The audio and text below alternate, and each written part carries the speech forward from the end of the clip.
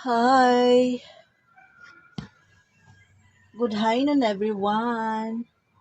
Ngayon po ay February 8, 2026. It's Sunday. Welcome po sa ating live. Ang pag-uusapan po natin ngayon ay tungkol sa libro ni Job, chapter 1, verse 19. So, familiar po naman po kayo sa life story ni Job, di ba? Before we start reading and discussing, let us pray. Father in heaven, thank you for this beautiful day. Thank you for beautiful lives. Thank you, Father, for your words. We ask you, Father, to forgive us in all our sins, and we ask you, Father, to bless this activity, bless this life, O Lord. Bless us as we discuss about Job chapter 1, verse 9. Be with us, O Holy Spirit. Change our hearts, change our minds, change our lives, O Lord. Make us holy and righteous, Father. And this we ask in Jesus' name, Amen. So, ang salita po ng Diyos na ating pag-uusapan ngayon ay Job chapter 1 verse 19. It says, "And behold, there came a great wind from the wilderness, and smote the four corners of the house, and it fell upon the young men, and they are dead, and I only am escaped alone to tell thee." So, yung backstory nito, si Job ay isang faithful kay God, a man of God. He was perfect and upright, sabi dun sa verse 1. And one that feared God and eschewed evil. So, there was a man in the land of Uz, whose name was Job, and that man was perfect and upright, and one that feared God and eschewed evil. So, siya ay perfect. Siya ay mabuti, righteous. Siya ay may takot sa Diyos. Feared God, it means he is loving the Lord. He loves the Lord and he is obeying His commandments in His will. And eschewed evil, iniwasan niya po ang kasamaan. So, may mga anak siya na babae at lalaki. Marami siyang animals. Diba? Noon, ang isang pangkabuhayan ay animals and plants. So, kapag marami kang animals before, you are wealthy. So, having a lot of animals, napakarami niya po. You may read verse 3. If substance also was 7,000 sheep, and 3,000 camels, and 500 yoke of oxen, and 500 she-asses, and a very great household, so that this man was greatest of all men of the east. So, sheep pa lang niya, 7,000. So, napakarami nun. May mga camels siya na 3,000. Tapos 500 na yoke of oxen. Ox. Tapos female asses. Ass. Tapos so, marami siyang mga katulong na nag-aalaga sa mga animals na pag-aari niya. So, Job was a wealthy man. So, si Satan, kinausap niya si God na baka nagsisilbi lang si Job kay God kasi mayaman siya at saka may maganda ang kanyang buhay, maganda ang kanyang health, maganda ang kanyang family. So, Job was tested. Job's faith was tested. Hinayaan ni Lord na i-test ni Satan si Job. Basta wag niya lang kukunin yung buhay niya. So, on chapter 4, chapter 1, verse 14, 15, 16, 17, 18, ito yung about sa nawala na yung mga animals niya. Yung iba, ninakaw. Yung iba naman,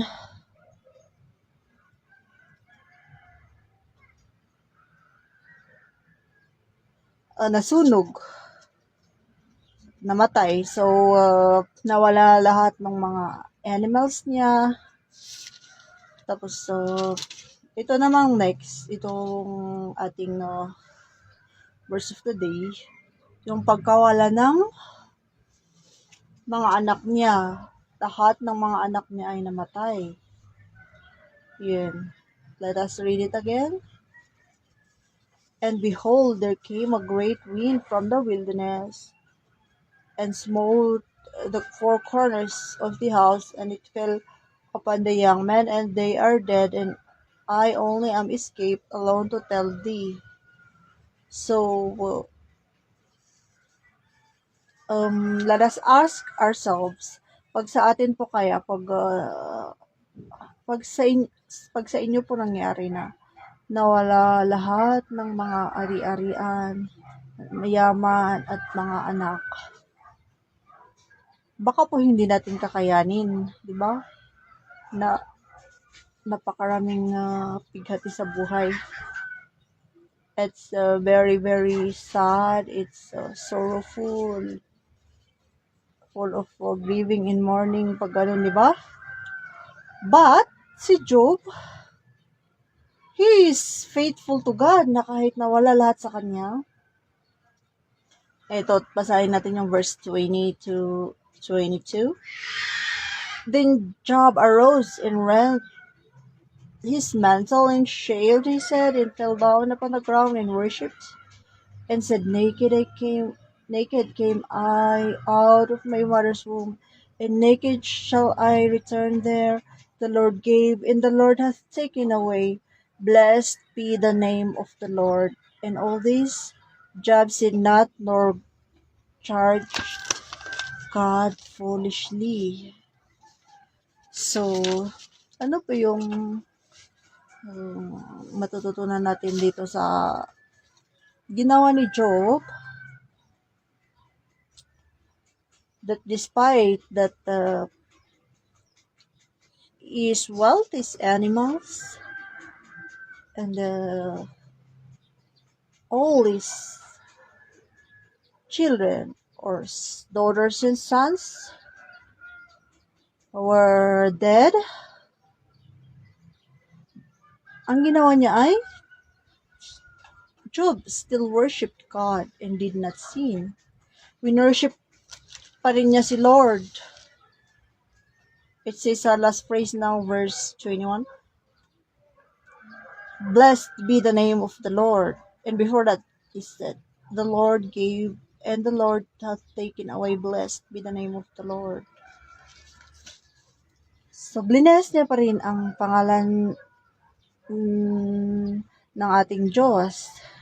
He blessed the name of the Lord. So, how faithful He is. So, let us be like Job. Let us have a faith like Job, that even if he lost his children and also his wealth, and eventually, had a terrible illness, he still put his faith and trust in God.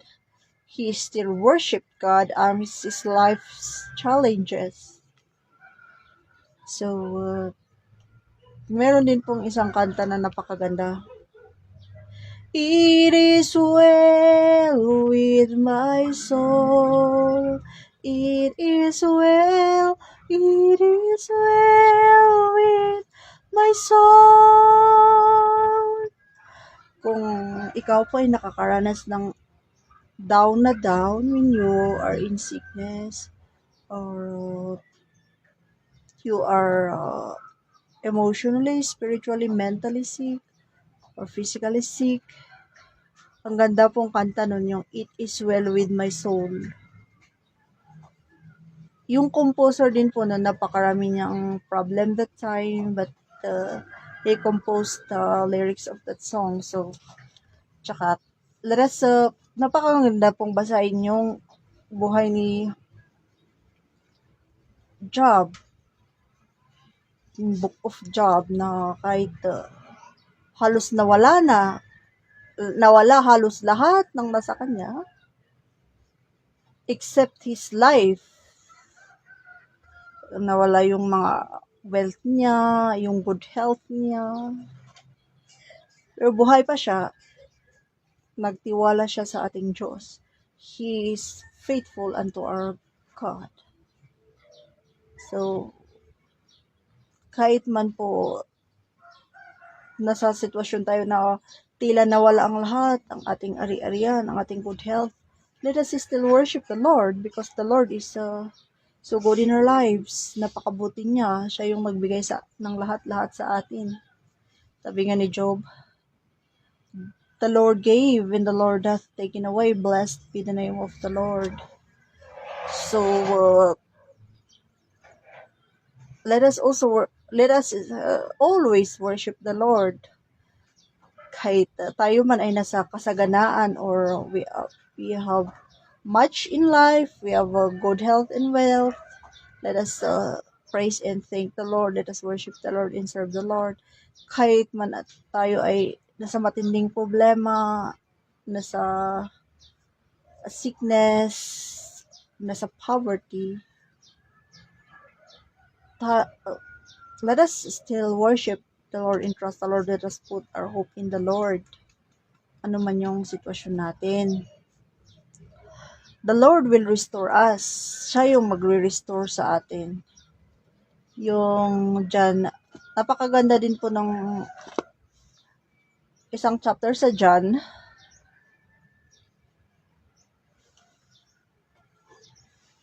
I think it is chapter, if I'm not mistaken, it is chapter 9. You may read po John chapter 9. May isang bulag po na ipinanganak na bulag, hindi dahil siya ay nagkasala, wala siyang kasalanan. At saka yung parents niya, wala din kasalanan. Pero nangyari yon in order for the greater glory of the Lord, para po sa for the glory of the Lord. So, ginamot ni Jesus po yung blind man na ipinanganak na blind. So, it is the manifestation of God's grace. So, the Lord is so gracious in our lives. And, eventually po sa Job, yung last chapter ng Book of Job, makikita po natin doon na, mababasa po natin na, ni-restore ni Lord lahat-lahat ng nawala kay Job. Sa Job chapter 42, verse 12 to 17. So the Lord blessed the latter end of Job more than his beginning, for he had 14,000 sheep and 6,000 camels and 1,000 yoke of oxen and 1,000 she asses. And he had also 7 sons and 3 daughters. And he called the name of the first Jemima, and the name of the second Keziah, and the name of the third Karen Hapuk. And in all the land were no women found so fair as the daughters of Job. So, isa sa pinakamaganda po, yung mga anak ni Job, one of the most beautiful women in the world. Kasi sabi dito sa chapter 42 verse 15, Job 42:15, and in all the land were no women found so fair as the daughters of Job, and their father gave them inheritance among their brethren. Verse 16, after this lived Job 140 years, and so his sons and his sons' sons, even for generations 17. So Job died being old and full of days. So namatay po si Job na in old age, matanda po siyang namatay. So, dying in an old age is a great blessing from the Lord. So, healthy siya at saka matanda siya na namatay. So, the Lord is the one who will restore us.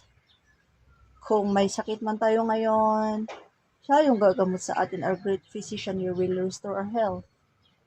When we experience poverty, siya yung magre-restore sa atin. Siya yung magpo-provide ng needs natin. From Philippians 4:19. The Lord is our provider. You may read that po, Philippians 4:19. So, napakabuti po ng Diyos. Again, magkaroon po tayo ng faith in the Lord na parang yung faith ni Job.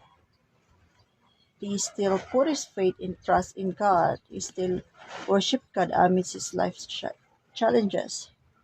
So even in trials and troubles, even in sickness, even in poverty, whatever our situations or circumstances are, let us continue serving, praising, and worshiping God.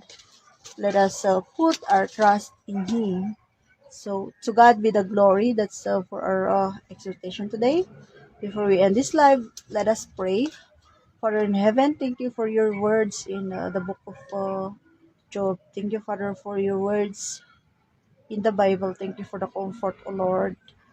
Help us, O Lord, to have faith and worship you amidst all the life's challenges, trials, troubles, problems, O Lord. That we still cling to you and hold on to our faith in you, Lord. Help us to trust you more and draw us closer to you and help us to grow nearer to you, O Father God. Thank you for your comforting words. You are the God of restoration. You're the one who restores us. Oh Lord, you are our great physician, O Father God. Thank you, Father God. This we ask in Jesus' name. Amen. So, have a blessed Sunday po. God bless your day. Have a blessed week.